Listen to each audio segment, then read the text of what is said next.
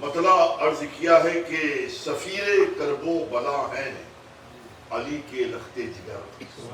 ذرا محبت سے بولے سننے کا ماحول پیدا کریں. تھوڑی دیر ہوگی انشاءاللہ. سفیر کرب و بلا ہیں علی کے لخت جگر. وہی سفیر کرب و بلا ہیں علی کے لخت جگر. قتیل راہ خدا ہیں علی کے لخت جگر. اور شعر سنے ہے کربلا میں ایک کندہ. کندہ مانے کھودا ہوا, ٹھیک ہے نہیں, لکھا ہوا, کھودا ہوا. ہے کربلا میں ایک کندہ لہو کی تختی پر.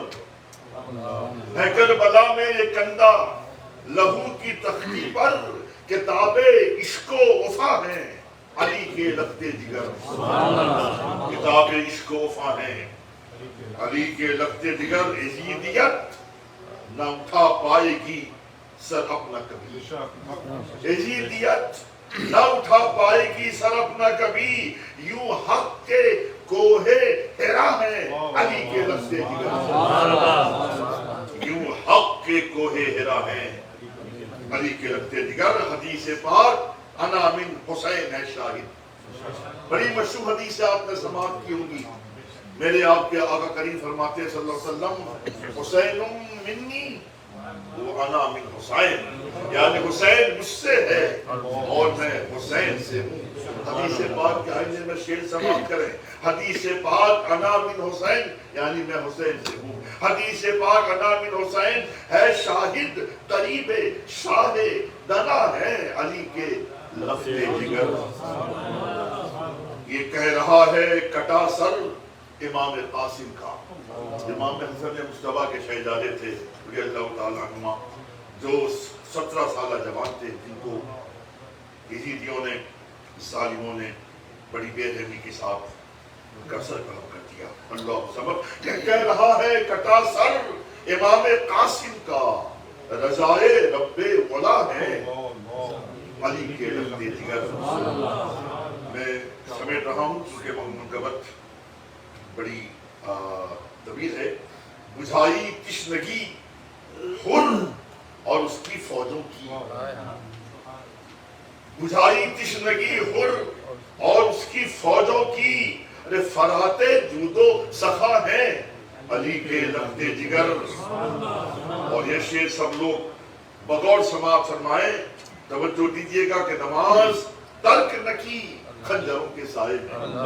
پورا مجمع بولے محبت سے سبحان اللہ. نماز ترک نہ کی خنجروں کے سائے میں. دلیل قرب خدا ہے علی کے لخت جگر. دلیل قرب خدا ہے علی کے لخت جگر. اور مقطع سماعت کر لیں. ثنا سے ان کی منور ہے باغ فن قدسی. ثنا سے ان کی منور ہے باغ فن قدسی. دل سخن کی ضیا ہے علی کے لخت جگر. سفیر کرب و بلا ہیں علی کے لخت جگر.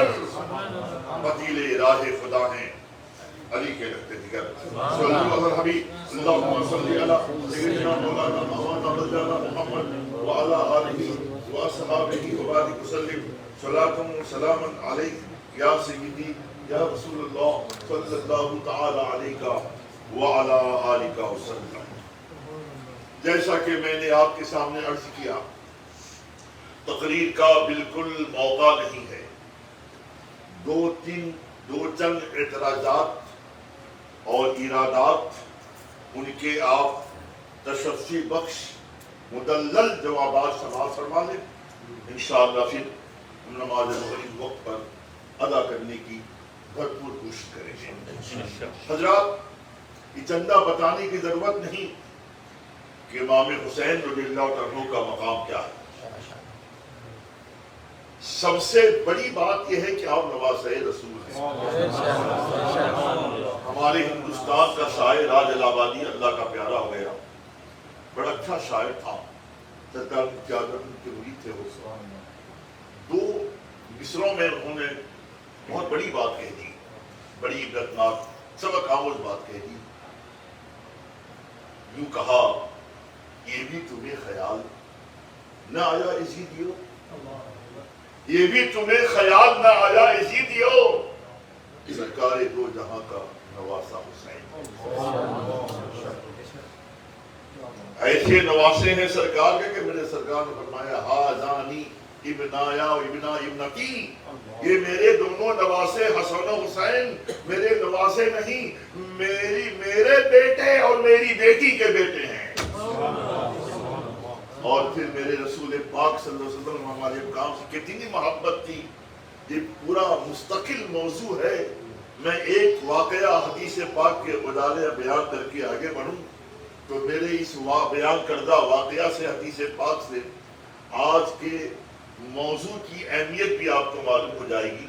دراصل ہوا ایسا، رسول ہاشمی وقار صلی اللہ علیہ وسلم تشریف فرما ہے، امام عالی مقام رضی اللہ تعالی عنہ کے بچپنے کا زمانہ ہے، تشریف لائے اور عرض کرنے لگے نانا جان میں آپ کے کندھے پہ ہمیشہ سواری کرتا ہی رہتا ہوں، میں نے جب بھی کندھے پہ سواری کرنے کی خواہش کی آپ نے کندھا پیش فرمایا، نانا جان آج کندھے پہ نہیں، میری خواہش ہے میں آپ کی مبارک پیٹھ پہ سواری کروں، میں آپ کے پشت مقدس پہ سواری کروں۔ میرے آقا کریم صلی اللہ علیہ وسلم نے فوراً اپنی پشت مبارک پیش فرما دی، اپنی مبارک پیٹھ پیش فرما دی، یعنی آپ ایسے ہو گئے اور امام عالی مقام میرے سرکار صلی اللہ علیہ وسلم کی مبارک پیٹھ پر سوار ہو گئے۔ اس کے بعد معلوم ہے کیا کہنے لگے، کیا خواہش کرنے لگے، کیا آرزو کرنے لگے، نانا جان میں آپ کی پیٹھ پہ سوار اس لیے ہوا ہوں، آج میں چاہتا ہوں آپ ایسے چلو جیسے اونٹ چلا کرتا ہے، یعنی نانا جان اب ہاتھ اور پاؤں کے بل چلو جیسے اونٹ چلا کرتا ہے۔ میرے آقا کریم صلی اللہ علیہ وسلم نے نواسے کی خواہش کی تکمیل کرتے ہوئے اب ہاتھ اور پاؤں کے بل چلنے لگے اور امام عالی مقام نانا جان کی مبارک پیٹھ پہ سوار ہیں۔ اس کے بعد امام عالی مقام فرماتے نانا جان میں آپ کی مبارک پیٹھ پہ سوار تو ہو گیا، اب ہاتھ پاؤں کے بل چل بھی رہے ہیں اونٹ کی طرح، مگر سرکار نانا جان اونٹ کی نکیل بھی ہوتی ہے، جس کو نکیل کو تھاما جاتا ہے، آپ کی نکیل کہاں کے میں تھاموں؟ تو میرے آقا فرماتے نواسے لختے جگر میرے نور نظر گھبراؤ نہیں، میرے پاس نکیل تو نہیں ہے، میری زلفوں کو پکڑ لو، میری زلفیں نکیل کا کام کریں گی۔ اللہ سمد امام عالی مقام میرے آقا کریم صلی اللہ علیہ وسلم کی مبارک پیٹھ پہ سوار ہو کر آپ کی زلف معمبر کو آپ نکیل سمجھ کر پکڑے ہوئے ہیں، تھامے ہوئے ہیں اور سرکار ہاتھ پاؤں کے بل چل رہے ہیں۔ میں نے عرض کیا یا رسول اللہ زلفیں پکڑوانے کی کیا ضرورت تھی، امام عالی مقام کی اس خواہش کی تکمیل کی کیا ضرورت تھی؟ میرے آقا جواب دیں گے معاملہ ایسا ہے آج میرے حسین نے نکیل تھامنے کی خواہش کی تھی، میں نے اپنی زلفیں بطور نکیل دے دی، یہ اس لیے دے دی کہ آج میں نے حسین کو اپنی زلفیں پکڑوائی ہیں بطور نکیل، کل کربلا کے میدان میں تو میری شریعت پر شمخون مارا جائے گا تو میرا حسین شریعت کو بچائے گا، میرا حسین شریعت کا تحفظ کرے گا، میرا حسین شریعت کی حفاظت میں اپنی جان بھی قربان کر دے گا، اپنے 6 ماہ کے بچے کی جان بھی قربان کر دے گا۔ تکبیر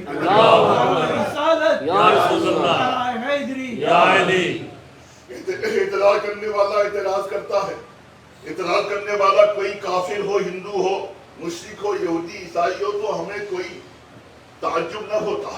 اعتراض کرنے والے آج کے نام نہاد مولوی کر رہے ہیں، نام نہاد کلمہ گو کر رہے ہیں، کیا کہہ رہے ہیں کہ امام حسین رضی اللہ تعالی عنہ معاذ اللہ ثم معاذ اللہ یہ حکومت کی لالچ میں، خلافت کی لالچ میں، خلافت کے معاذ اللہ حرص و حوث میں کربلا چلے گئے، جبکہ حج کا زمانہ بہت قریب تھا، ان کو چاہیے تھا حج کر کے جاتے، حج کا فریضہ ادا کرتے، حج کے زمانے کا انتظار کرتے، مگر حسین کو بڑی جلدی تھی، انہیں حکومت چاہیے تھی، خلافت چاہیے تھی، اس لیے وہ بہت جلدی چلے گئے، حج کے زمانے کا انتظار بھی نہیں کیا، جبکہ حج کا زمانہ بہت قریب تھا۔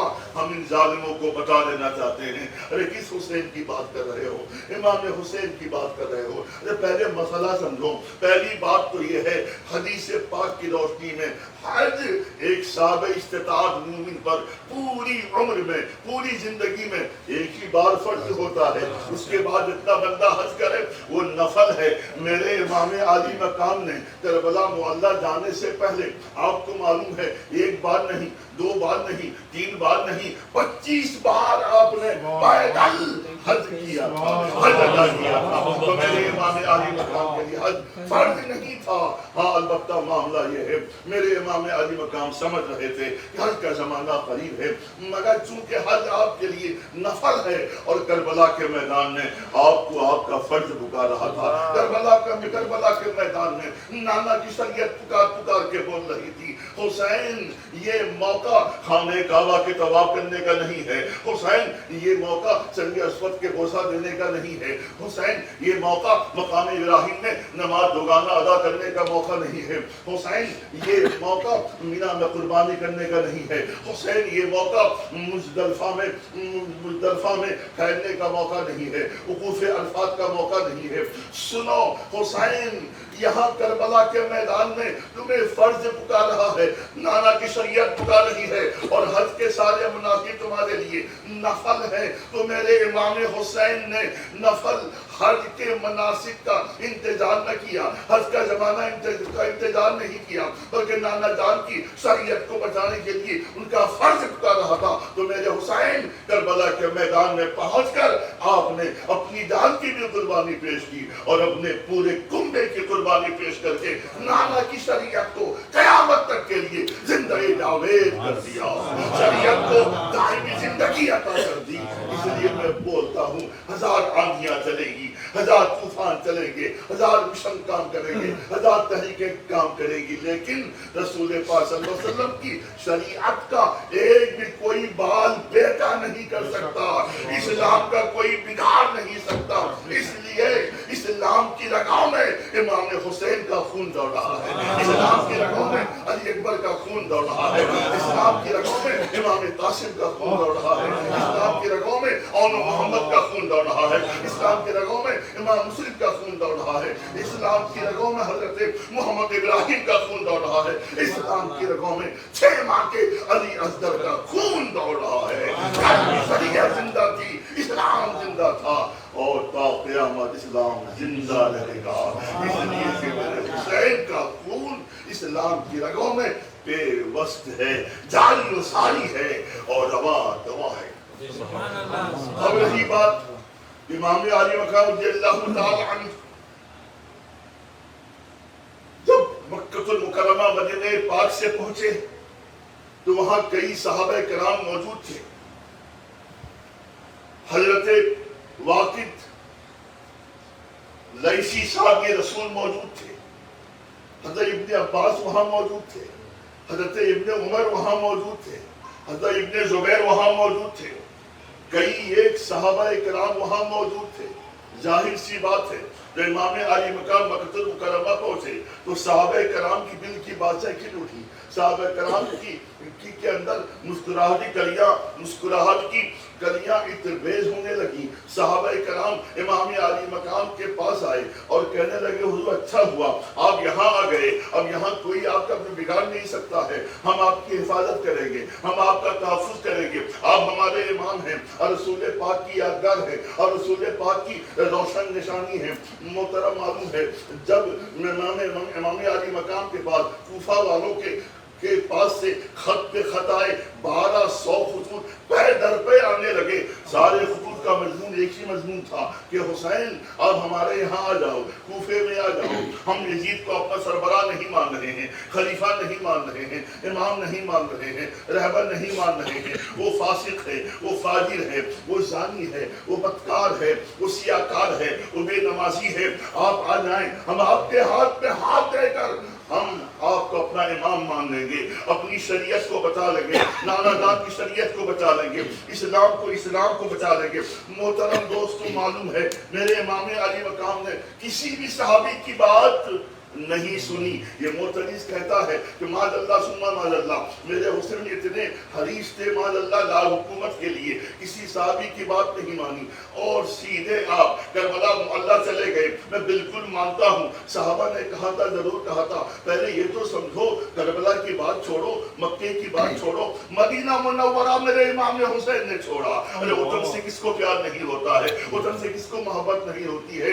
اور وہ وطن جہاں نانا جان تشریف فرما ہے, رسول اعظم تشریف فرما ہے, سیدہ فاطمہ زہرا آرام فرما ہے, امام حسن مصطفیٰ آرام فرما ہے. ارے ایسا محترم دوستو معلوم ہے عیسائی اس قدر کہنے کا مطلب یہ ہے محترم کہ امام عالی مقام نے مدینہ منورہ چھوڑا ہے. وہ چھوڑا کہ نہیں چھوڑا ہے, کس انداز سے چھوڑا ہوگا, آدمی تصور کرے تو کام جاتا ہے. اللہ اللہ میرے مولا میرے امام عالی مقام مقدس مکرمہ پہنچ گئے, صحابہ کرام میں حضور نہ جائیں, اس لیے کہ ہم جانتے ہیں کوفے والوں کو یہ بڑے غدار ہیں, آپ کے والد گرامی سے وفا نہ کی, آپ کے بھائی سے وفا نہ کی, یہ بے وفا ہیں, یہ غدار ہیں, آپ وہاں نہ جائیں, یہ آپ کے خون کے پیاسے ہیں. مگر معلوم ہے امام عالی مقام جو تعالیٰ عنہ نے کسی کی بات نہیں سنی, بالکل نہیں سنی. یہاں تک کہ آپ کے بہن وہی بی بی زینب کے شوہر نامدار حضرت عبداللہ ابن جعفر طیار بھی آئے اور کہا بھائی جان کیا بات ہے, اب کسی کی بات نہیں سن رہے ہیں,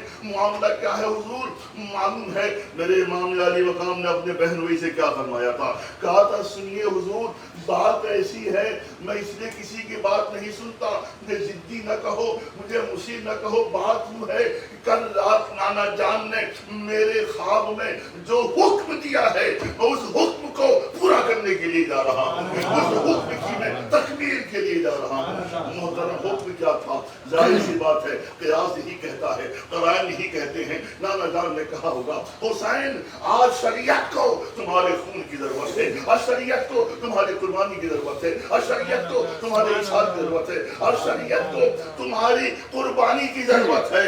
تو میرے امام عالی مقام نے نہ اپنی پرواہ کی, نہ گھر کی پرواہ کی, نہ کنبے کی پرواہ کی, نہ اپنے خاندان والوں کی پرواہ کی, نہ 6 ماہ کے بچے کی پرواہ کی, نہ جیسے جوان بیٹے کی پرواہ کی, سیدھے حضور والا کربلا کے میدان میں پہنچ گئے. محترم دوستوں میں بتانا چاہتا ہوں میرے امام حسین پہلی بار خود نہیں گئے تھے, انہیں بلایا گیا تھا. معلوم ہے کسی نے پوچھا تھا حضور آپ کیوں تشریف لے گئے, آپ کو تو معلوم تھا کہ آپ کے والد گرامی کے ساتھ میں کفریوں نے کیا کیا, آپ کے بھائی کے ساتھ میں کفریوں نے کیا کیا. میرے امام عالی مقام کا جواب سنیے اور میرے امام کے موقف پہ قربان جائیے, میرے امام کے تحفظ شریعت کے جذبے پہ قربان جائیے. میرے امام نے جواب دیا تھا بات ایسی ہے کہ مجھے بلایا گیا ہے, خطوط دے کر بلایا گیا ہے, منتیں کی گئی ہیں, سماجتیں کی گئی ہیں, اگر میں نہیں جاتا ہوں کل قیامت کے میدان میں اگر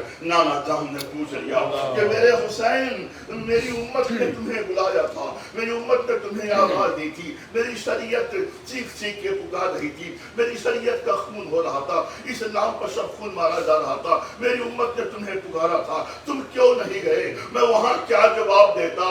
اس لیے میں نے اپنی جان کی پرواہ نہیں کی, بلکہ میرے حسین نے کہا تھا میں کربلا کے میدان میں کسی کی جان لینے نہیں جا رہا ہوں, نانا کے دین کی جان بچانے کے لیے جا رہا ہوں. اور میرے حسین نے یہ کر بھی دکھایا.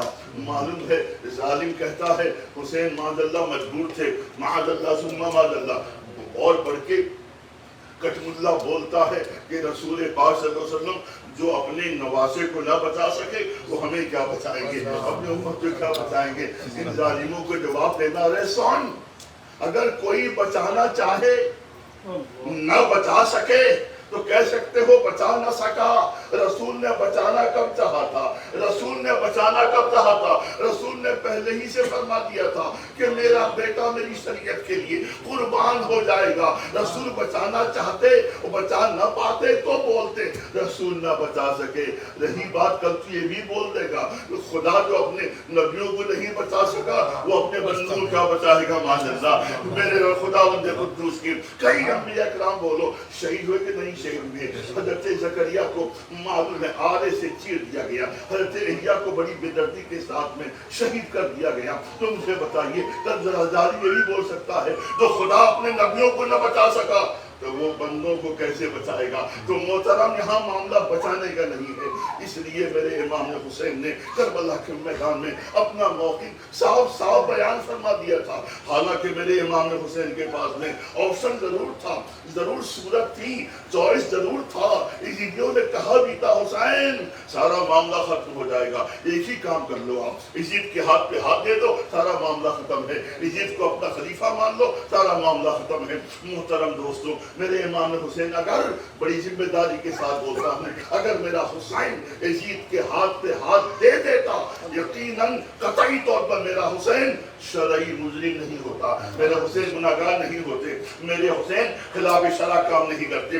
اس لیے شریعت نے دو باتیں رکھی ہیں، ایک رخصت ہے، ایک عزیمت ہے۔ کیا مطلب؟ میں اکثر مثال دیتا ہوں، مان لو ہم ایسے مقام پہ پہنچ گئے، ہندوستان کی مثال لے لو، جہاں بت پرستوں کا زور ہے، میں ہندوستان پہنچا اور بت پرستوں نے ہمیں گھیر لیا، کافروں نے ہمیں گھیر لیا اور میرے سینے پہ بندوق کی نلی لگا دی اور کہا سیدھے تم ہمارے بت کے سامنے سجدہ کرو، سر جھکاؤ۔ تو محترم انہوں نے یہ بھی کہا سر نہ جھکاؤ کہ ہم تمہارا سر قلم کر دیں گے، ہم تمہاری گردن کاٹ دیں گے، ہم تمہارا قلعہ کما کر دیں گے۔ ہمارے لیے شریعت کی روشنی میں دو صورتیں ہیں، جان بچانا میں چاہوں تو میں سر جھکا دوں گا مگر دل نہیں جھکاؤں گا، اور ٹائم بینگ میں سر جھکا دوں یہ گناہ نہیں ہے، یہ خطا نہیں ہے، یہ غلط نہیں ہے، بلکہ شریعت نے چھوٹ دی ہے، اسی کو رخصت کہتے ہیں۔ اور عظیمت یہ کہ عظیمت یہ ہے، ارے ہندوستان کے بت پرستوں، ایک بندوق کی نلی کیا ہے؟ کروڑوں خربوں خربوں بندوق کی نلی لا کر ہمارے سینے پہ لگا دو، ہمارے سینے کو چھلنی چھلنی کر دو، کلیجے کو پاس پاس کر دو، ہمارے خون کا آخری قطرہ نچوڑ دو، ہمارے جسم کی بوٹی بوٹی ادا کر دو۔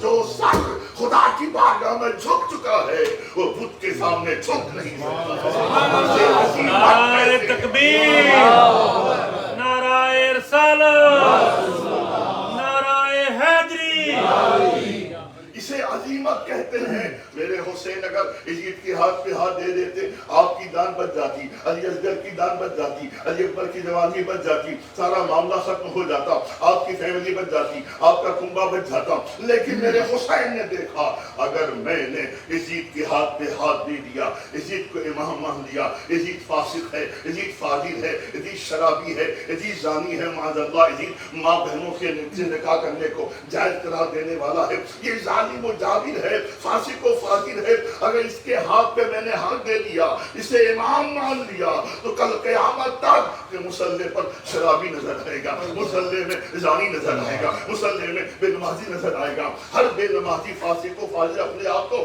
رہبر کہلانا شروع کر دے گا۔ شریعت کا کیا ہوگا؟ میرے حسین سمجھ رہے تھے، میرے نانا جان نے اسلام کو بچانے کے لیے، میرے نانا جان نے شریعت کے تحفظ کے لیے کتنی قربانیاں پیش کی ہیں۔ نانا جان کو کانٹوں کو راستوں پہ چلنا پڑا ہے، نانا جان کو پتھروں کی برسات کھانا پڑی ہے، نانا جان کو لان تان سننا پڑی ہے، نانا جان کو شعب ابو طالب میں 3 سال کی صحبت ڈاکہ سے آپ کو 2 سال ہونا پڑا ہے، نانا جان نے بے پناہ مصیبتیں جھیلی ہیں، بے پناہ پریشانیاں جھیلی ہیں، نانا جان نے بے پناہ تکالیف سہ کر اسلام کے چمنستان کو آباد فرمایا ہے، لالا زار بنایا ہے۔ تو میرے حسین نے دو ٹوک جواب دیا، یزیدیو میری جان کی بات نہ کرو، میرے علی اصغر کی جان کی بات نہ کرو، میرے خاندان کی بات نہ کرو، میں سب کچھ قربان کر دوں گا، لیکن نانا کی شریعت میں ذرہ برابر بھی آج آنے نہیں دوں گا، میں قربان کر جاؤں گا، لیکن شریعت پر ذرہ برابر بھی میں زد آنے نہیں دوں گا۔ اور کہنا کہتے ہیں نا انگریزی میں بڑا مشہور مقولہ ہے، stay easy but to work is difficult، کہنا بہت آسان ہے، کہنا مشکل ہے۔ میرے حسین نے کہا نہیں بلکہ کر کے دکھایا۔ محترم دوستو، امام علی مقام رضی اللہ تعالیٰ عنہ کی قربانی یقین جانیے یہ ناقابل فراموش ہے۔ میں 2 باتیں عرض کر کے تقریر ختم کرنا چاہوں گا، انشاءاللہ زندگی بعد میں کسی اور موقع سے تفصیلی گفتگو ہوگی۔ پہلی بات تو یہ ہے کوئی اور مذہب ہوگا، کوئی اور دھرم ہوگا، کوئی اور مذہب ہوگا جہاں پر اگر کوئی کسی کو مار ڈالے وہ کامیاب کہلاتا ہے، کامران کہلاتا ہے۔ اسلام میں ایسا نہیں ہے۔ ضروری نہیں کہ ماننے والا کامیاب ہے. اور اسلام وہ پیارا مذہب ہے. اسلام میں اگر خداوند قدوس کا بندہ مومن رسول پاک کا عاشق دار میدان کارزار میں جاتا ہے، اگر وہ باطلوں کو کافروں کو اگر پسے پش ڈال کر کافروں کو اگر وہ انہیں محترم جہنم پہنچا کر واپس آتا ہے، اسے غازی کہا جاتا ہے. اور اگر خدا کی راہ میں سر کٹوا دیتا ہے اسے شہید کہا جاتا ہے. اور شہید زندہ ہوتا ہے، مردہ نہیں ہوتا. میرے امام علی مقام اللہ تعالیٰ نے یقیناً آپ کی شہادت عمل میں آئی ہے. آپ کے سر کو کاٹ دیا گیا، آپ کے سینے کو چھلنی کر دیا گیا، 72 زخم آپ کو دیے گئے. آپ کے سامنے آپ کے بچوں کو مارا گیا، آپ کے بھانجوں کو مارا گیا، آپ کے بھتیجوں کو مارا گیا. سیدزادیوں کے سروں سے چادریں چھینی گئی. وہ سیدزادیاں، وہ رسول کی بہو بیٹیاں، وہ رسول کی پوتیاں نواتیاں، جن کے گھروں پر سورج بھی اجازت کے بغیر کرنیں نہیں پھیلایا کرتا تھا. جبرائیل بھی آتے تھے، اجازت کے بغیر نہیں آتے تھے. ان سیدزادیوں کے سروں سے چادریں چھینی گئی، ان کے خیمے پہ آگ لگائی گئی. جانے کس قدر مظالم کے پہاڑ توڑے گئے. محترم دوستو، میں آپ کو بتانا چاہتا ہوں اس کے باوجود بھی میرا حسین کامیاب ہے، میرا حسین فاتح ہے، میرا حسین ظفریاب ہے، میرا حسین کامران ہے. آپ کہو گے وہ کیسے؟ میں نے کہا سنیں، وہ حدیث پاک یاد نہیں؟ بدر کے میدان میں ایک کافر کے ساتھ ایک صحابی رسول کا جناب علی مد بھیڑ ہوتا ہے، دونوں متصادم ہوتے ہیں. اور صحابی رسول نے دعا فرمائی تھی، مولا تعالیٰ میری خواہش یہ نہیں ہے کہ میں کافر کو ماروں، میری خواہش یہ ہے کافر مجھے مارے، میری ناک کاٹ لے، میری آنکھیں نکال لے، میرا کان کاٹ لے، زبان تراش لے. ابھی حدیث پاک کو تفصیل سے پڑھنے کا موقع نہیں، میں مختصراً وسارہ دے کے آگے بڑھوں. بدر کے میدان میں اس صحابی کی دعا پوری ہوتی ہے. سامنے ایک قوی ہیکل کافر آتا ہے، لڑائی ہوتی ہے، جنگ ہوتی ہے، تلواریں چلتی ہیں، نیزے سنسناتے ہیں، تیروں کی بوچھار ہوتی ہے. بالآخر وہ کافر ایسا سنگین وار کرتا ہے، رسول پاک کے صحابی زمین پہ گر جاتے ہیں. کافر آگے بڑھتا ہے، ان کی ناک کو کاٹتا ہے، آنکھیں نکالتا ہے، معلوم ہے کان کاٹتا ہے، زبان کو تراش کے بڑی بے رحمی کے ساتھ میں، معاذ اللہ حقارت کے ساتھ میں صحابی کی زبان کو کاٹ کر بدر کے میدان میں پھینک دیتا ہے. محترم معلوم ہے جو ہی اس کافر نے صحابی رسول کی زبان کو باہر پھینکا ہے کاٹ کر، وہ کٹی ہوئی صحابی کی زبان چیخ چیخ کر بول رہی تھی، بماگے ٹوہل بول رہی تھی، اعلان کر رہی تھی، فزتو برب الکعبہ، فزتو برب الکعبہ، فزتو برب الکعبہ، رب کعبہ کی قسم میں کامیاب ہو گیا، میں فاتح ہو گیا. کافر حیران ہے، دنیا اسے فاتح کہتی ہے، اس کی تلوار خون سے رنگین ہوتی ہے. دنیا اسے کامیاب و فاتح کہتی ہے، جو کسی گردن مار دیتا ہے. دنیا اسے فاتح و کامیاب و کامران کہتی ہے، جو خون سے ہولی کھیلتا ہے. دنیا اسے کامیاب و فاتح کہتی ہے، جو کسی کی گردن زنی کر دیتا ہے. یہ کیسا مسلمان ہے، یہ کیسے نبی کا ماننے والا ہے، یہ کیسا بندہ مومن ہے، یہ کیسا انسان ہے. کٹی ہوئی زبان اس کی کامیابی کا اعلان کر رہی ہے. پھر وہ کافر سے رہا نہ گیا، تلوار پھینکی، رسول پاک کی بارگاہ میں پہنچ گیا. یا رسول اللہ، مجھے وہ دھرم نہیں چاہیے، آپ کا مذہب چاہیے. زندہ رہے تو شان کے ساتھ، مرے بھی تو کٹی ہوئی زبان فتحیابی کا اعلان کرے.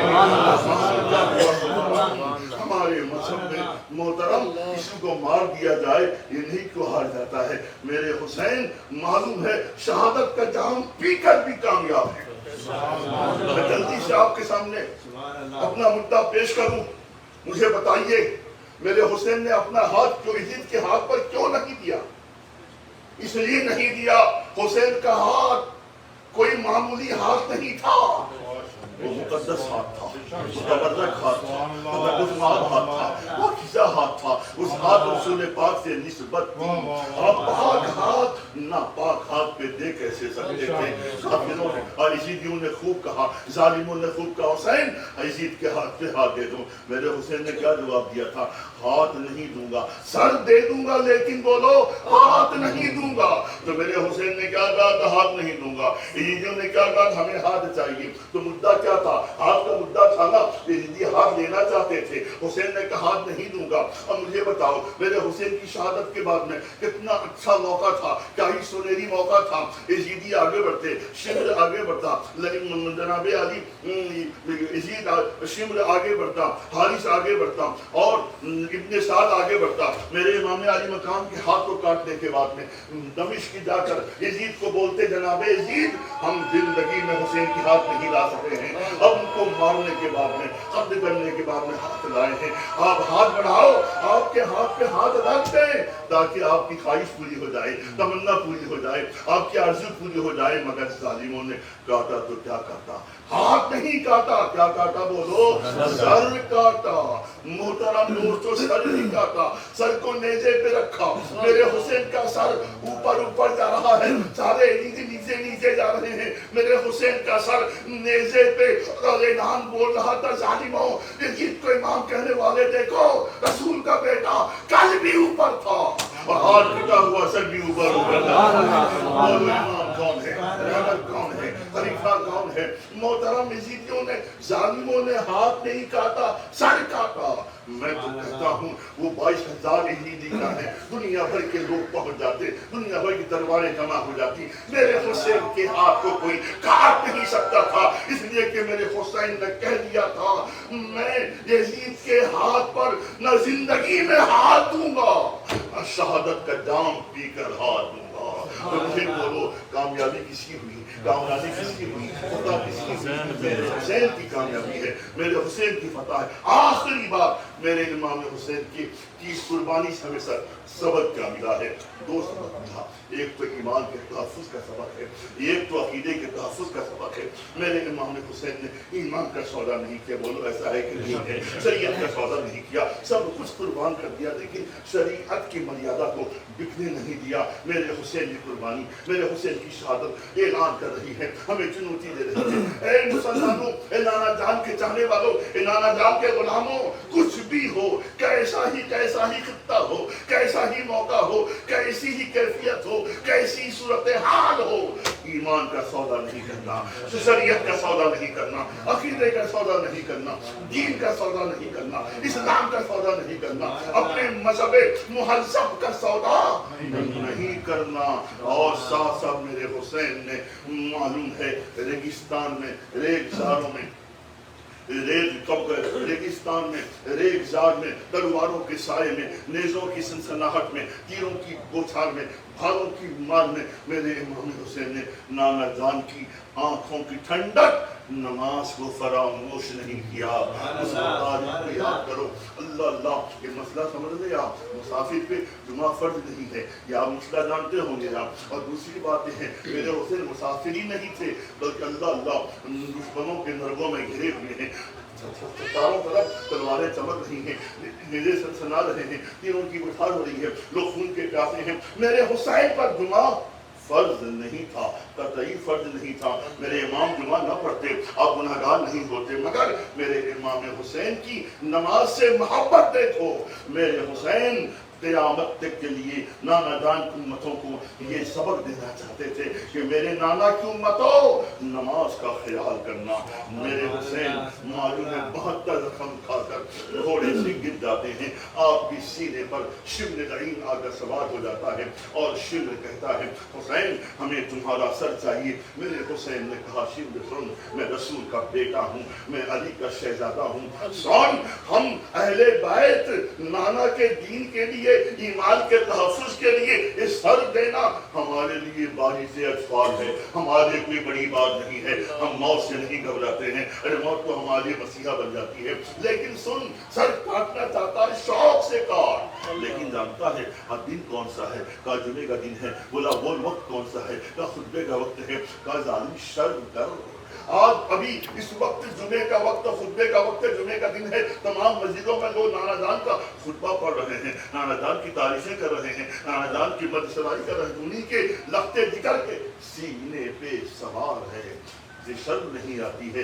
شمر نے کہا حسین یہاں گفتگو کا موقع نہیں ہے، بحث کا موقع نہیں، ہمیں تمہارا سر چاہیے۔ کہا ٹھیک ہے سر دے دوں گا، مگر تھوڑی سی مہلت دے دے، میں رسول خداوند قدوس کی بارگاہ میں 2 رکعت نماز تو ادا کر لوں۔ اگر ایسا نہ کیا کل قیامت کے میدان میں نانا جان نے پوچھ لیا حسین میرے نواسے لگتے جگر، میرے نور نظر، تلواروں کو دیکھ کر، موت کو سامنے دیکھ کر تم میری آنکھوں کی ٹھنڈک نماز کو بھول گئے تھے، وہاں میرا کیا جواب ہوگا؟ شمر آپ کو مہلت دیتا ہے، ابھی میرے حسین نے ایک ہی سجدہ کیا تھا، ظالم آپ کے سر کو تن سے جدا کر دیتا ہے۔ کیا سمجھا آپ نے؟ میرے حسین نے یہ 2 سبق ہم کو دیا ہے تمام قربانیوں کے بعد۔ سنو نانا جان کے غلاموں، نہ کبھی ایمان کا سودا کرنا، نہ کبھی شریعت کا سودا کرنا، اور نہ کبھی نانا جان کی ٹھنڈک نماز کو بھولنا۔